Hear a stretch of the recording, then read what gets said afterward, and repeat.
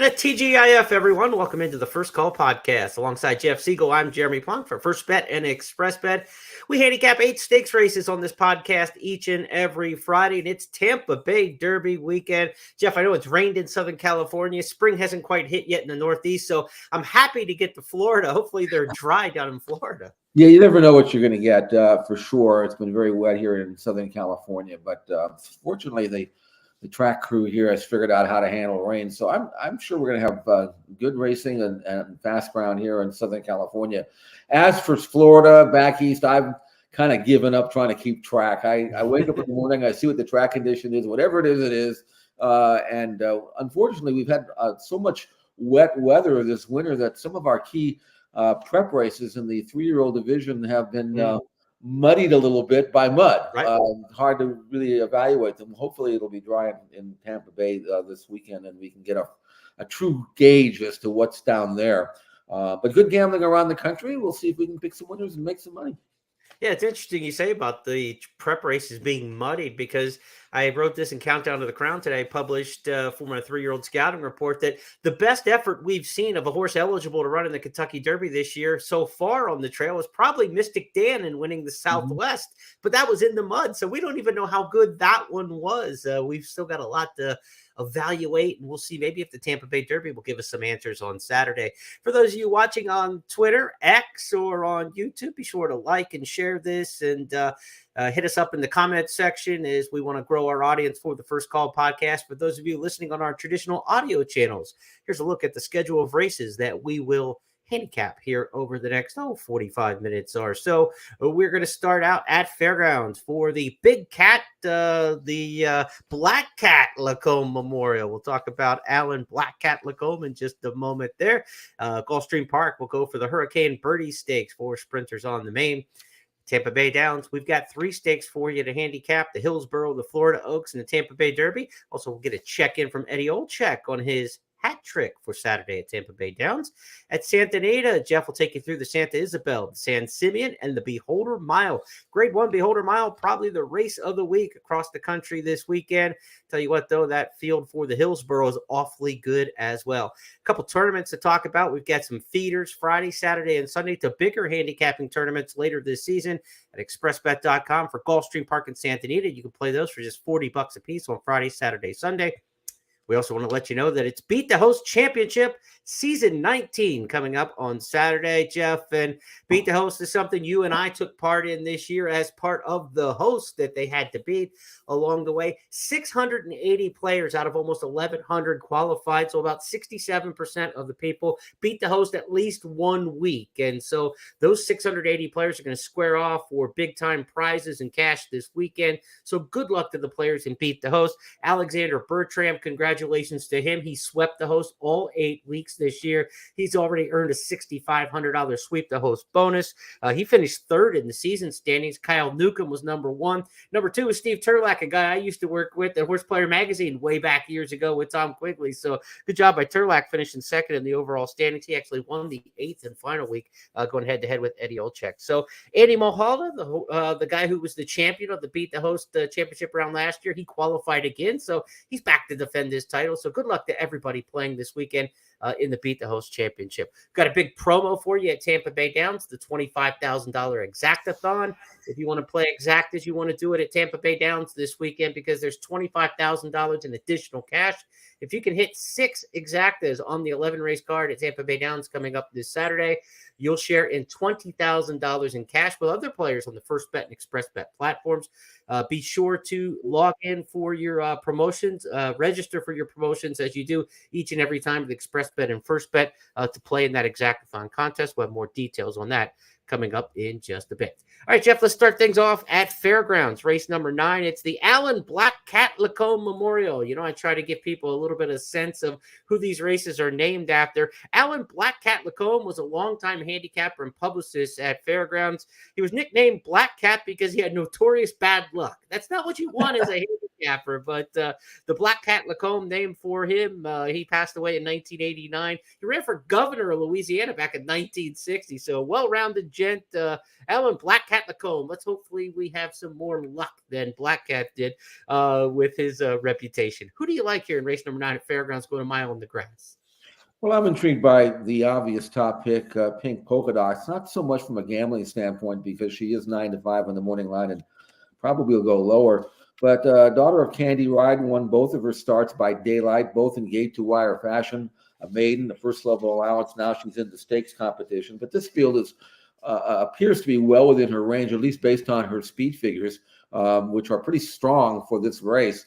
Now, she is a front runner. She is drawn outside. That normally would cause a little bit of a caution flag going up for me, because sometimes if you get packed out, you don't get that front running trip. You finally find out that maybe you're not as good as you look on paper. But in this case, Pink Polka Dots should have no issue at all crossing over. She is outside, but man, where's the other speed in the race? I don't even think she's going to have to be sent. I think she'll be able to break, hopefully, and then kind of cruise on over and get over before the clubhouse turn, and then go about her business and do what she's done in her first two starts. And as a daughter of Candy Ride and just 3 years of age, sky's the limit here for Joe Sharp. So, again, not much of a gambling exercise here based on the price. But I'm interested to see how good she might be. And maybe we won't find out until she hooks other speed. But in this particular race, it looks to me like what she's done so far in her first two races can easily be obtained again. If you're playing the Lacombe, you want to look back at history, think of Tom Amoss. He's won this race the last 2 years in a row. He's got two shots in here. He's got the 2 Badia, and he's also got the 8 Tipsy Runner. Tipsy Runner is interesting because this is a horse who's coming out of turf sprint. She's very consistent, a late-running turf sprinter, but there's no reason why she's running sprints her whole career. She's by Omaha Beach out of a Giants Causeway mare. I mean, that says she probably will be fine routing, so I wouldn't be surprised if Tipsy Runner and doesn't show a little bit more speed coming out of those sprint races. Like you said, there's not much speed in this race. Your horse clears easy, Pink Polka Dots, and maybe the 8 Tipsy Runner can sit a pretty good trip in here, not too far off of it. You know, Corey Lannery likes to get over and save as much ground as he can. He's notorious for that. From the 8 hole, he'll try to get Tipsy Runner over at some point, you can be sure. So maybe 10 and 8, 2 to watch in here. You definitely have to keep an eye on the Tom Amoss horses. He's looking for a 3-peat in the Black Cat Allen Lacombe Memorial. So good luck to folks playing that one. Race number 9 at the fairgrounds on Saturday. Let's go back to our schedule as we shift gears from fairgrounds to Gulfstream Park. One of 2 stakes races on the program Saturday at Gulfstream. Races 9 and 10 will be the stakes. The 9th is the Silks Run. Race number 10 is the Hurricane Birdie, and that's where we're going to handicap first up here. This race named for the Bernie Flint trainee who won the Prioress and the Princess Rudy. 14-time winner Hurricane Birdie.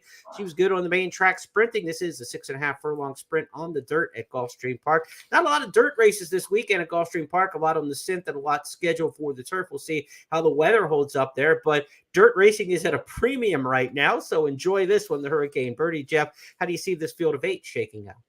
Red Carpet Ready is making a comeback, and when I look at a horse like her or any decent horse that hasn't been out, the first thing that I look for, okay, is there any history one way or the other as to how this filly might run well fresh, and has she done so in the past?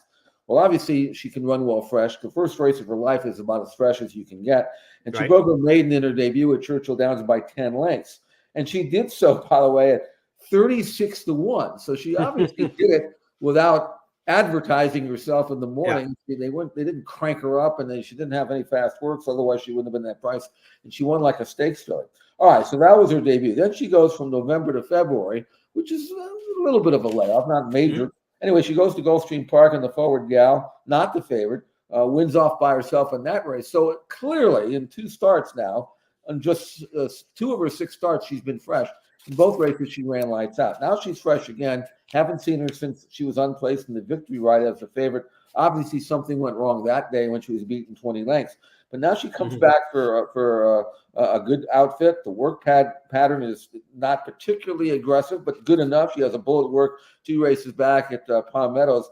And she's coming back against a field that I think she's good enough to beat, based not only on her previous form, but her win in the 8 Bells at Churchill, which was very, very good last year on, I believe it was Derby Day. So I think she's 9-2 in the morning line, Jeremy, and I'm telling you, I think she's good enough to beat this field if she fires her best shot, and I expect her to do just that.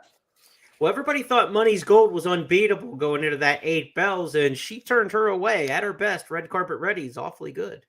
Red Carpet Ready has taken the lead at the top of the stretch. Money's Gold back into second on the inside. Exceed is third, 3/16 of a mile to run, and she was ready.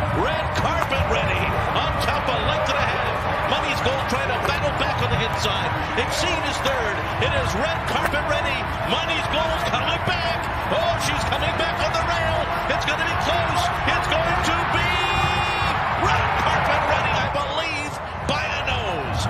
Money's Gold was determined. She was second, though, under the wire.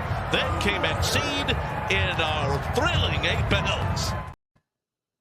So Jeff's top pick in the Hurricane Birdie Stakes will be Red Carpet Ready. That's the second leg of the Coast to Coast Pick 5 on Saturday.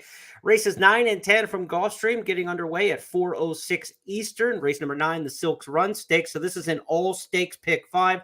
The 3 races in the Coast to Coast Pick 5 on Saturday from Santa Anita will all be stakes races 6, 7, and 8. So Gulfstream 9 and 10. Santa Anita races 6, 7, and 8. That's your Coast to Coast Pick 5 for this Saturday from First Bet. Be sure to play it with First Bet or Express Bet, and you get 10 times wager rewards points when you play that race on our platform. So be sure to take care of your Coast to Coast Pick 5 needs with First Bet and Express Bet. All right, Jeff, we're going to focus on Tampa Bay Downs over the next few minutes. You and I are going to handicap 3 races from the Tampa card, and Eddie Olczyk handicaps 3 races for us with Express Bet and First Bet each and every week in what he calls his hat trick. We'll see if Eddie's got one in the goal, one in the net for us this week. Here's Eddie's hat trick for Tampa Bay Downs, and then Jeff and I will give you our thoughts on the races. Good Saturday, everybody. Tampa Bay Derby Day, and my hat trick for today will start off in race 8, number 7, Poima. Back on Lasix, steps up in class. I think the price will be right. Looking for a tactical ride here by Jose Ortiz. First pick of the day for my hat trick, race 8, number 7, Poima. Let's jump to race 9, number 7, Elusive Princess. In the last race, only beaten 2.5 lengths by the very talented filly Maj. Should get a great trip from post 7. Hope to get a jump on the closers in this race. Second pick of the day for my hat trick, race 9, number 7, Elusive Princess. And let's go to the big race, race 11, the Tampa Bay Derby. I'm going to go with number 10, Sturdy. Yes, this maiden finished behind Domestic Product back in October, who is the morning line favorite in today's Tampa Bay Derby. Second race off the layoff, pace to run into, looking to make 1 run in the last half mile. Best of luck, everybody. Enjoy the Tampa Bay Derby from Tampa Bay Downs.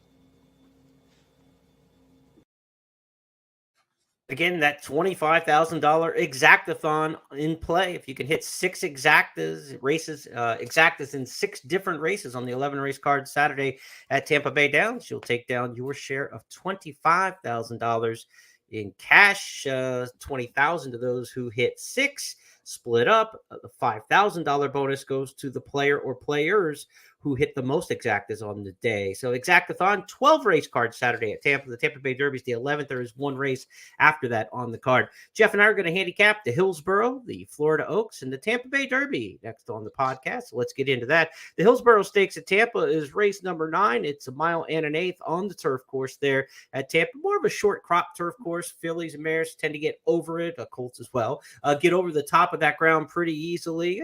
Fairly similar to what we see at Gulfstream Park, but certainly top of ground runners have success there. And Chad Brown runners have had a ton of success in the Hillsborough over the years. He's a 6-time winner of this race. He's won it 2 years in a row, Shanty Sarah and company in recent years. So Chad's looking for maybe a 3-peat in here, and he's got market segmentation, the 2, and the 1 Fluffy Socks, who probably goes as the favorite in here. Fluffy Socks, a $1.1 million earner. She's done nothing wrong in her career, Jeff. She always seems to come with a run. Is Chad Brown got him circled to get in here? Do you like somebody else?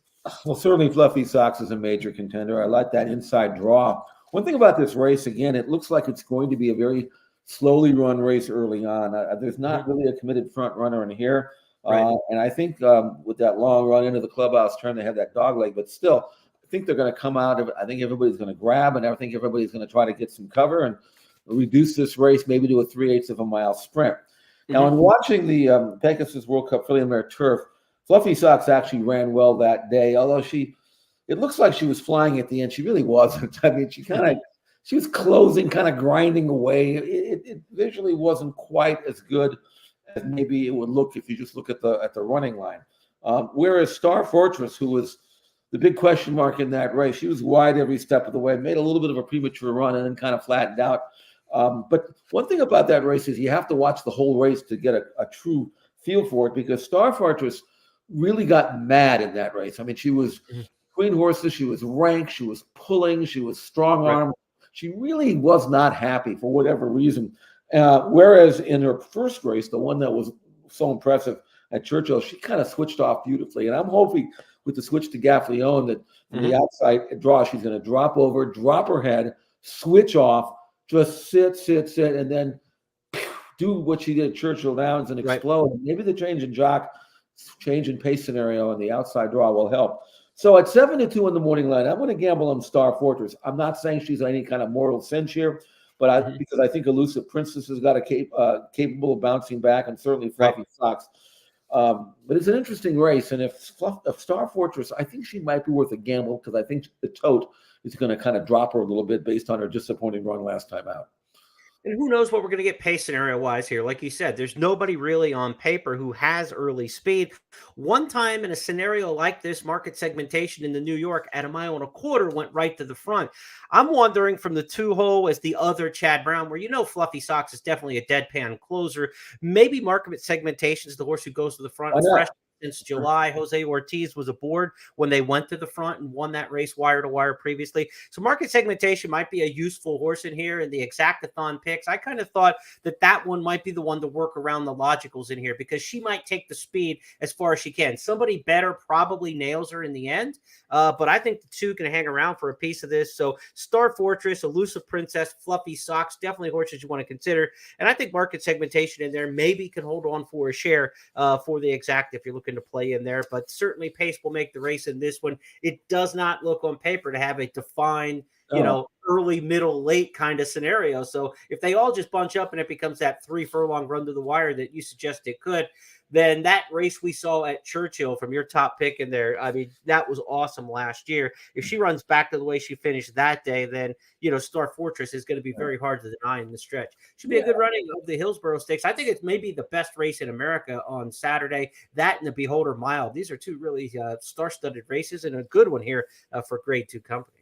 One thing about market segmentation, when she won that gate to wire race, they went 3/4 and 15, so she kind of inherited the lead. But when you're Chad Brown, you're talking to Jose in the paddock, and say, look, there's no speed in this race. We know she can win on the lead, so don't gun her out of there. But she just might follow it, and if you do, take advantage of it. And under those circumstances, certainly she's got a legitimate chance. American Pharaohs, they like to get it on if you let them get it on, and in this particular case, that's the strategy. Having said that, she still has to do it. But I mean, she's a Grade 2 winner, so why not? But she's 5-2 in the morning line. It's not like she's a price horse. So, but definitely, if you're playing Exactas, that scenario, which hands her the front end, is a viable chance for her to do just that, and that makes her a major contender.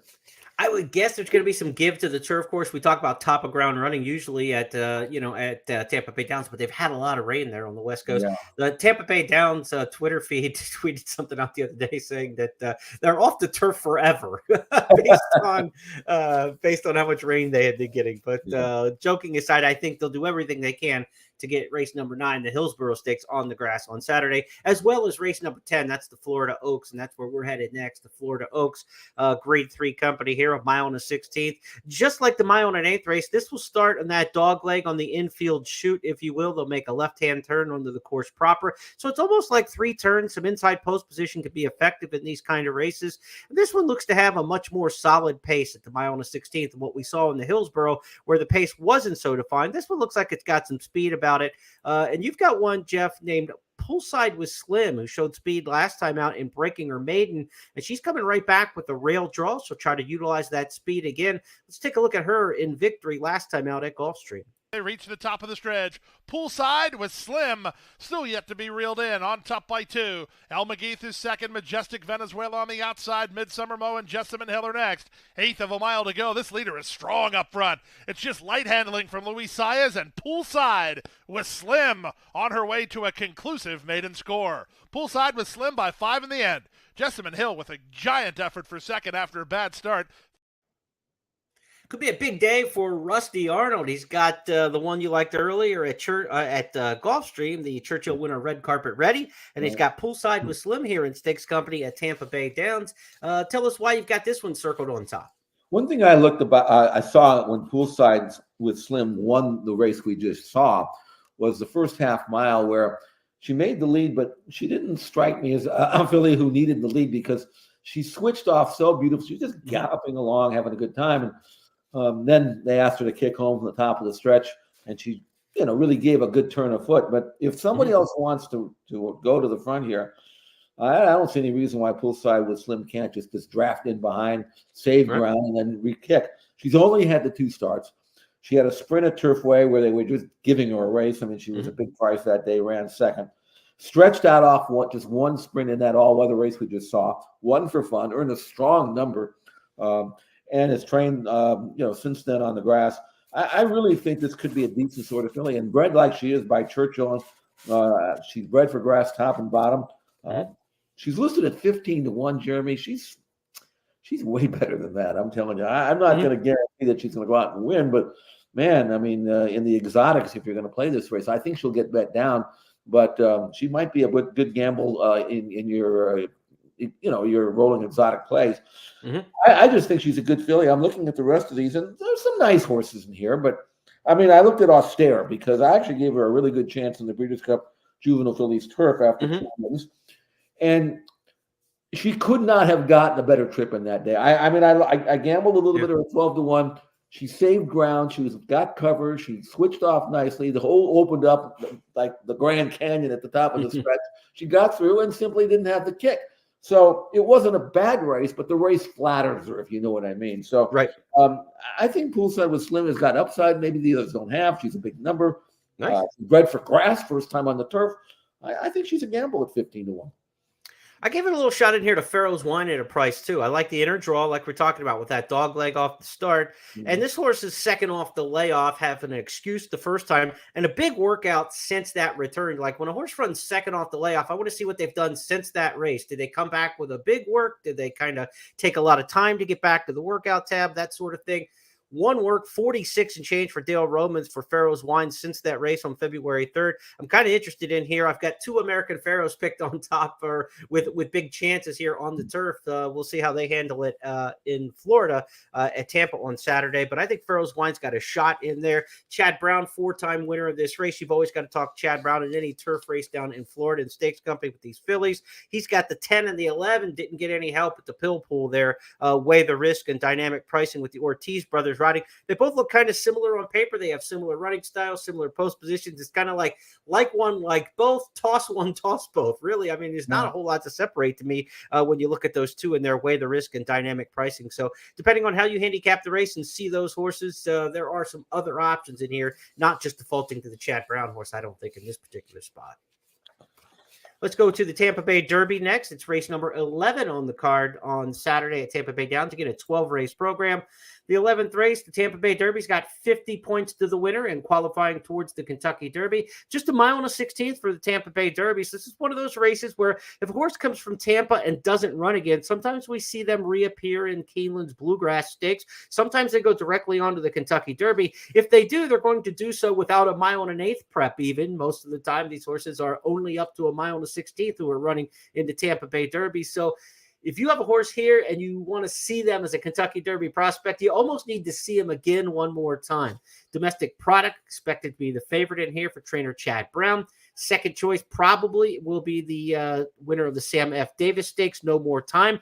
I can't imagine the public's going to turn around and make No More Time the favorite again in the Sam F. Davis with the Brown horse coming in, who comes out of the Holy Bull with a bigger buyer figure last time, and it's Chad Brown versus Jose D'Angelo. D'Angelo, a ridiculous percentage, Jeff. I did some numbers on the BetMix database. Since the 1st of February, Jose D'Angelo, 43% winners at Tampa Bay Downs. It's gross. I mean, it's like he's running roughshod over the meat. So No More Time certainly could wheel back and win, but I do think the public is going to come back on Domestic Product as the favorite in this particular spot. What say you? I think you're probably right. There's lots to like about Domestic Product. A nice maiden winner over a mile and an eighth in just his second career start last fall at Aqueduct. A race good enough to earn him a start in the Remsen, which we know has turned out to be a killer race. Yeah, he beat 16 lengths that race, but he was right in there until a furlong pole over a wet track a very muddy track that he may or may not have liked. I don't know. Put him away. They brought him back in what I thought was a fairly ambitious spot in the Holy Bull. He was still eligible to non-winners of 2, but in the winner, non-winners of 2 is the stakes for most of these. And I thought he ran well. Hades was a tough horse in that race, and he outfinished Fierceness, which was good. I don't, you say what you want Right. about fairness, but he's still a viable 3-year-old. And, Yes, absolutely. Since then, he's trained well. You can go to xbtv.com and watch a workout that he had not too long ago in company with Sierra Leone. He was going just as easy as Sierra Leone. I can't say that he necessarily bested him, but he was no worse than even, if nothing else. So he's progressing like you want to see him. You never know about the Tampa Bay, but this is a progressive colt. This is where he belongs. He has to prove that he deserves another shot at the big boys, but if he wins this race, he will get that shot. And he's not the favorite on the morning line, but I think he will be. And we'll see. Gaffley got to know him last time I drives him back. Chad Brown, I don't expect him to go out and, run off the screen, but I would be very surprised if he doesn't run a really good race and probably should win. Let's go back and take a look and listen to his Holy Bull Stakes with Pete Aiello on the mic at Gulfstream. He's like fifth as we pick it up here, and he doesn't look like he's doing much, but then he starts to gain momentum. He saves ground around the turn, and he finishes up quite nicely. Here's the Holy Bull from Gulfstream. On the outside, Fierceness starts to shift gears, and there he goes. Fierceness for a neck advantage. Hades tries to counterpunch with the benefit of the inside 4-wide C streak. Inveigled hanging tough from between horses. Another 2 lengths back to Domestic Product, and dropping back to last is Dancing Groom, just ahead of him Otello. Fierceness not out of second gear yet. They went 3/4, and Fierceness goes to the first finish line, trying to put Hades away. Gaffleon getting a response from Domestic Product, and it's time to go to work for the 2-year-old champ. Fierceness is off the turn, but he's not home yet, as Hades is dead game and battling back. Off-cover Domestic Product is charging hard. 16th to go. Fierceness coming up empty now. Hades has the lead. Domestic Product is out of time. DJ Stables, Hades wins the Holy Bull under Paco Lopez. From Domestic Product second. Fierceness, he was empty. He finished third. 146 flat. Now, we haven't seen the main players from the Holy Bull reemerge yet. None of them really came back for the Fountain of Youth. Hades is waiting the Florida Derby. Fierceness probably in the Florida Derby as well. Maybe the Bluegrass Stakes for that one. So we'll get a sense right now this weekend how good that Holy Bull might have been by what Domestic Product does with the return effort. He's in post number 5 on Saturday in the Tampa Bay Derby. The other horse, logically, is No More Time. Again, he got away front end, but he didn't get away with fractions. He just kind of got away that he was on the front the whole way. He earned it. 46 and change, 110 in the Sam F. Davis and going on the victory that day. He beat Agate Road, who was clear of everybody else. Agate Road came from well off the pace, kind of picked up the pieces. The turfer who rallied into second that day. I wouldn't be surprised if No More Time can come right back and win this race, but, he's going to have to probably beat a little bit better horse in Domestic Product than he saw, but overall the depth of the field is not that strong. The Sam F. Davis top to bottom maybe was arguably just as good as this Tampa Bay Derby, but he's got that one rival who looks stronger than anybody else who was in the Tampa Bay Derby to me. So if he can handle Domestic Product, he can handle the rest of them here. Yeah, I agree with that. And again, we're going to go to school here and try to figure out how good the Holy Bull was. And I thought it was a solid race. It wasn't a goosebump producing race, but here again, we're talking about Domestic Product improving and producing a forward move, and this is a race he should do that. So we'll find out if he's flat, doesn't fire, then that kind of cheapens the Holy Bull. But if he produces that forward move and runs well, then we'll give those horses coming out of the Holy Bull a little bit of a closer look next time. That Holy Bull that we just saw, Hades, the winner, we said going to the Florida Derby next. His jockey's Paco Gonzalez, who's already committed to ride that horse through the series. So Jose D'Angelo went against Paco Lopez, riding the Sam F. Davis winner back in this spot, figuring he's got to get a new jockey at some point. He might as well do it now. So he's given Javier Castellano the mount on No More Time. That's the reason you see the jockey change there. Paco Lopez committing to ride Hades in the Florida Derby. So Jose D'Angelo going ahead and trying to lock down a name rider at this point for No More Time, and goes to Javier Castellano in trying to do so. That's a look at the Tampa Bay Derby on Saturday. Good luck playing in there. And again, in our Exactathon promotion, where we've got $25,000 in additional cash. If you can take down 6 Exactas on the card and 12 races, you got to take down Exactas in 6 or more of the 12 races to cash in there on the Exactathon. All right, let's go back to our schedule as we shift gears to Santa Anita on Saturday. And Santa Anita's card includes a trio of graded stakes races. The Santa Isabel will be race number 6, the San Simeon race number 7, and the All Stakes pick 3 goes to the Beholder Mile, race number 8, will be the feature on the card. All right, Jeff, let's go to Santa Isabel, race number 6. This race is a 1 mile and a 16 for potential Oaks fillies in here as they stretch out on the Santa Anita Oaks Trail and maybe the Kentucky Oaks. Bob Baffert not eligible to run in the Kentucky Oaks. He's got Kinza as the favorite in this particular spot. Will someone else from the West Coast emerge in the Oaks ranks? Well, I was kind of surprised to see Kinza in this race. She just won a grade 3. Undefeated. This is another grade 3. The $100,000 purse isn't going to make her any kind of rich filly. I mean, there are much bigger purses around the country against fillies that, quite frankly, probably aren't as good as or no better than what she's facing here. This looks like a race in which, well, we got nothing else for her. She's here, whatever, But I was surprised that she was in here. I thought maybe Bob would put her on a plane somewhere and go where there's more money. Maybe he's going to do that down the road. Maybe he figures I can always ship her. I just want to take her over here. We have not been out since last month, and we got to run her, and so we'll run her here. She has trained well since the race. It doesn't look like they've done a whole lot with her, but again, you can go to xbtv.com and watch some of her works since her last race, and she looks fine. I mean, she looks right. Whatever. So I don't think there's anything here wrong with her. Again, 4 to 5 in the morning line. There's not a whole lot to do with her based on that price. I don't think she needs the lead to win. I don't think anybody's going to go out and challenge her, though. I mean, why would they do that? So again, this is basically performing against her own form. Goes out and wins the race, she wins. It's as simple as that. And I hope that she does well because I like to see her take on better competition. There's nothing around here I think can touch her right now. So let's watch her and evaluate her effort and then see where she goes from there. Potential for the Black Eyed Susan, the race that we saw Feza win this race last year, and Feza go on to the Black Eyed Susan. Baffert usually has something in that race when he's got a quality, 50 Shades of Hay, horses like that are of a quality 3-year-old filly. So maybe that's where we're going to see Kinza next. In her last race, she took on Copion, who probably in this race would be 3 to 5 if she was in the spot and there was no Kinza. Those two standout fillies went after it last time out in the Las Virgenes. Let's go back and take a look. Kinza still 3/4 of a length. Copian called on now, trying to close the gap. Top of the lane, Kinza maintains the lead coming to the 8th pole. Copian fully extended, but now 2.5 behind, and then she's a Tempest. They're coming to the 16th pole, and Kinza just keeps on rolling on the front end. And they couldn't get close to Kinza. Kinza too strong to score in the Las Virgenes. Copian second best. She's a Tempest third in front of Nothing Like You. If we're gambling on this race, Jeff, we got to find an Exacta horse, right? You got to find somebody underneath. And Kinza, if we expect her to win by daylight and we expect her to be forwardly placed, she's probably going to rip the heart out of the pursuers in here. So a horse who can kind of close, rally, past tired ones, usually is the profile you're looking for in this kind of scenario and situation. Smaller field with a field of 8. Field size shouldn't be a big issue for a closer trying to get through the pack. Maybe the 2 Shiloh's Mistress coming off the win at Turfway last time. 2 starts back was at Churchill. Prior to that, Keeneland. Michael McCarthy finally gets this one with his West Coast string.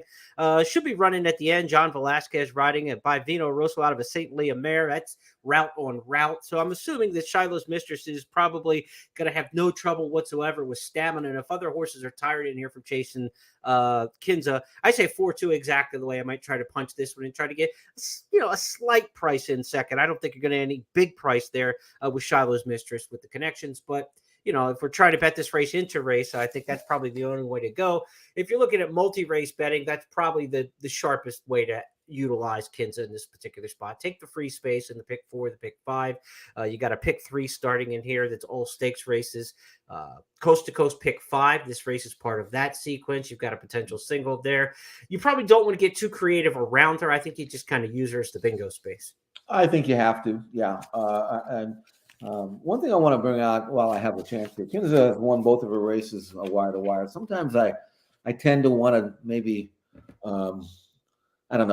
question whether that's the reason why they're winning, because they're able to establish the pace as the controlling speed. But at Santa Anita, I'm telling you, it is so difficult to make up an appreciable amount of ground. Yep. Peter Urton was talking about this in a simulcast interview about going to the front at Santa Anita on the main track, especially over distance and ground. He said something that I didn't consider that much, But now it makes a lot of sense. One of the reasons why he thinks speed sticks so well at Santa Anita is because of the severe kickback that the track has. I wasn't really aware that the kickback was any more different than any other dirt track. We know on an all-weather surface there is no kickback, so that tends to play into how you might want to handicap that. But I didn't realize that the trainers were so convinced that that's the reason. But I don't care what the reason is, as long as I know that it's true, And Right. So when you're handicapping route races at Santa Anita and you have a horse like Kinza or any filly that tends to want to make the running, apparently at Santa Anita on this particular dirt track, that is a major advantage, which the results will tell you. But here's an explanation that I didn't really consider, and I didn't know it was as severe as it is. So, hey, that's part of handicapping, and that's going to help Kinza and any other front runner that might want to establish the running at that track. Sometimes the best things you can learn from trainer interviews is them not talking about their horses. It's just talking about things like that in general. You get a sense of their closeness and their proximity to what's going on. But when you ask trainers about their particular horses, sometimes you don't always get the straightest answers because they got owners to consider and everything else that's going on. So when trainer interviews, one of the great things you can do, like you did there, listen and see what you can pick up in general about the racing going on at a particular program. Yep. Next up, we're going to take a look at the San Simeon Stakes on this edition of the First Call podcast. San Simeon down the hill at Santa Anita, 6.5 furlongs on the turf. A lot of people think of the 6.5 downhill turf races as wild scrambles, chaos. We've had 29 of them at the current classic meet at Santa Anita. Favorites are winning 38%. The average winner is 5-1. This is pretty much what you see nationally in almost every race in America. So they're running true to form. You get a share of prices, you get a share of favorites, and it's a good mix. Now, in this particular race, the San Simeon, Jeff, it's been a veterans affair in recent years. The last 7 years, 4 of the winners have been 6 or up, and we've got a lot of veterans who have been around for a while in this particular spot. I know you like the 7-year-old in here, Lane Way. One of the reasons why you get these kinds of races with old horses is because most of the time the trainers know what they want to do, and there aren't that many major turf sprints. You kind of have to wait your turn for them to come up on the calendar. Right. And I think that's what Richard Mandela has done. He ran him in the Stormy Liberal at Del Mar, was outfooted that day going 5/8, might have been a little sharp for him. But if you look at his race record at Santa Anita, how more consistent can you get than Lane Way at Santa Anita? 9 starts, 4 wins in 4 seconds, proven down the hill. And after the Stormy Liberal, which was in early December, Richard kind of backed off on him, didn't do a whole lot with him. Gave him almost 2 months off just to kind of freshen him, knowing that there really wasn't anything for him. And then kind of geared him up. And while he is a turf horse, strictly a turf horse, you can't really breeze on turf here in California.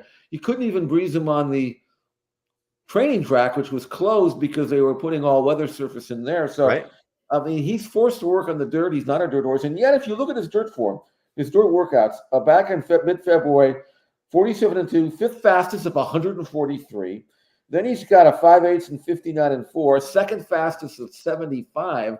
Now, unfortunately, we didn't cover this horse on XPTV, so I wasn't able to watch the works, but I'm just looking at the pattern here. And this to me looks to me like Lane Way is doing exactly what Richard wants him to do in the morning to get him geared up for a race like this. And I don't see any reason why he won't pick up where he left off. So I like Lane Way here, recognizing there are some other nice horses in here, really nice horses. Mucho del Oro ran his heart out in the Clocker's Corner back in late January, got beat a nose that day, earned a strong number. There's no reason to think he won't continue in running ways. There's a kind of a stranger danger horse in here for Phil D'Amato, a horse from England named Ottoman Prince, who's trained well on the dirt.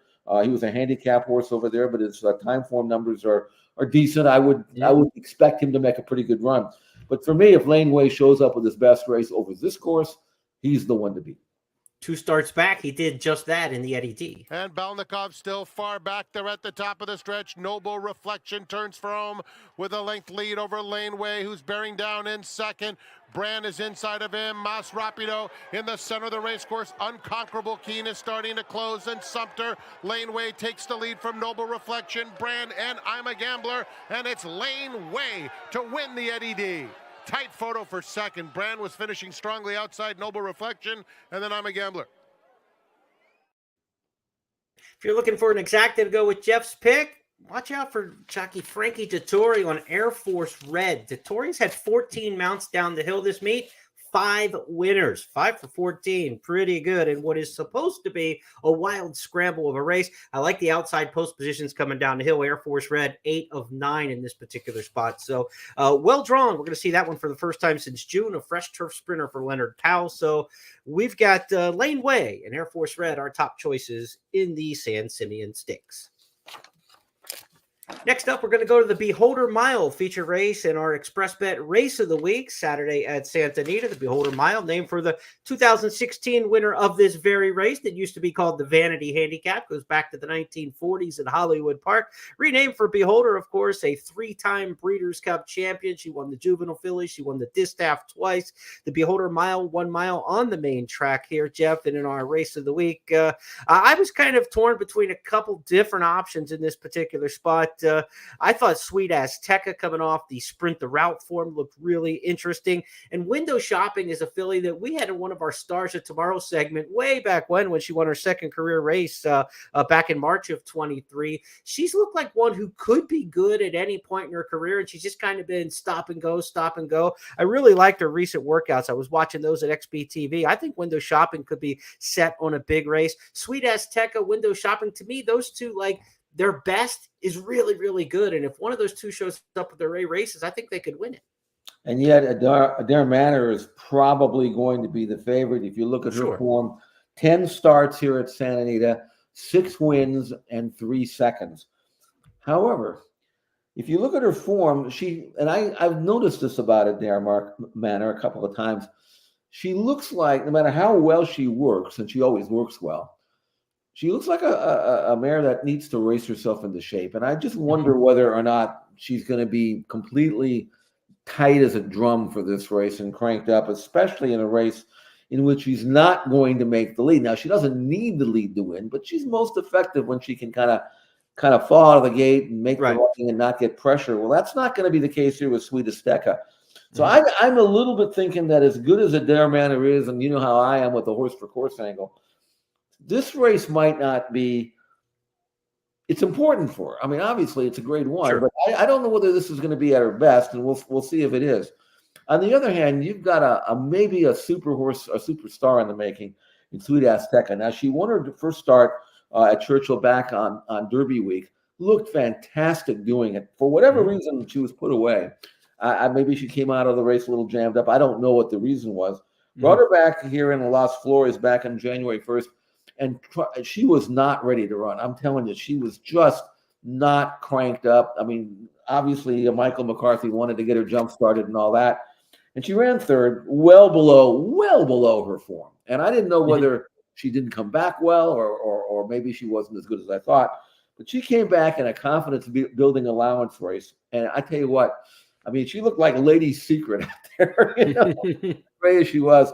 And with that race under her belt and the big figure that she earned, and the terrific workout she had recently since that race, and the first time around 2 turns, and the controlling speed, I think Sweet Azteca is going to run off the screen here. I really think she's a quality filly, and I think she's going to show it.